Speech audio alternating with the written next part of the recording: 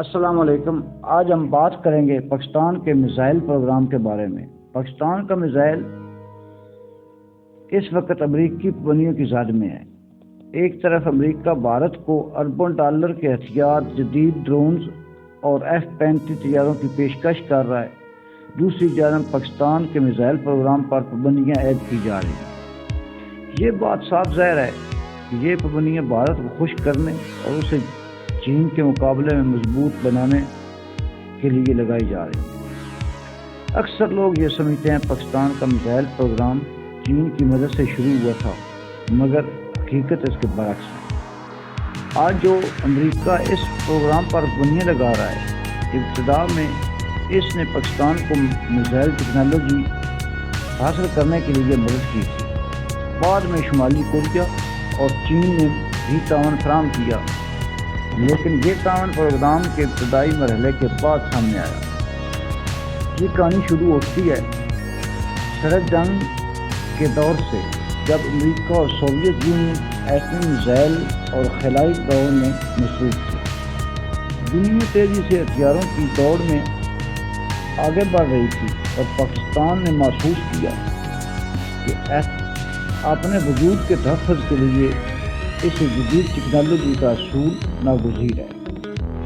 1956 میں Pakistan atomic energy commission قائم کیا، جسے بعد میں میزائل ٹیکنالوجی پر کام کرنے کی ذمہ داری دی گئی۔ 1961 میں صدر ایوب خان کے دور میں اس پروگرام کا باقاعدہ آغاز ہوا۔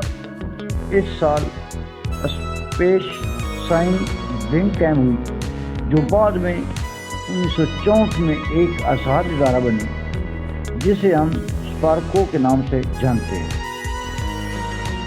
ستمبر 1961 میں پاکستان سائنسدانوں اور انجینئروں کو امریکہ بھیجا، جہاں ناسا نے ان جدید راکٹ ٹیکنالوجی کی تربیت۔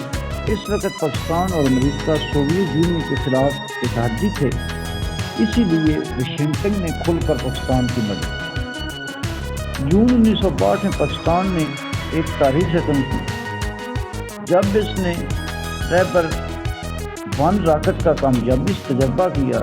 یہ تجربہ امریکی نیک کینجر راکٹ کی طرف پر تیار کیا گیا تھا اور بعد ایک سال میں پاکستان نے یہ سنگل میل عبور کیا۔ یہ تجربہ آگے چل کر پاکستان میزائل پروگرام کی بنیاد بنا۔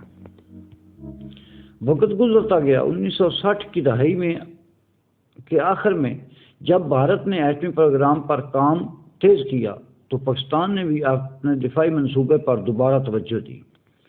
1980 کی دہائی میں جنرل ضیاء الحق کے دور میں یہ پروگرام دوبارہ فعال ہوا اور 1990 میں پاکستان نے اپنا پہلا میزائل ہدف 1 کامیابی سے تجربہ کیا۔ یہ وہ لمحہ تھا جب پاکستان دنیا کے میزائل تیار کرنے والے ممالک کی صف میں شامل ہو گیا۔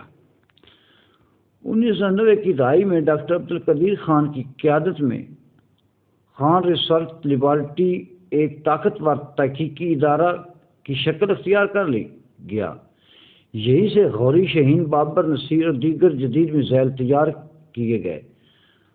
آج پاکستان شاہین 3 جیسے بیلسٹک میزائل موجود ہیں، جن کی رینج 2750 کلومیٹر تک ہے۔ یہ میزائل پاکستان کے دفاعی ڈھانچے کی ریڑھ کی ہڈی بن چکے ہیں۔ پاکستان کا میزائل پروگرام آج مکمل طور پر خود مختار ہے۔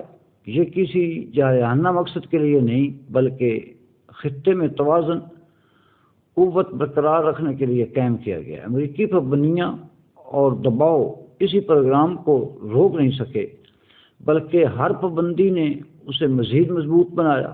پاکستان نے ثابت کیا کہ اگر نیت مضبوط ہو، مقصد واضح، تو قومیں دنیا کی کسی بھی رکاوٹ میں عبور کر سکتی ہیں۔ اگر یہ ویڈیو اچھی لگے، اسے لائک کریں، شیئر کریں، سبسکرائب کریں اور بیل آئکن کو دبائیں۔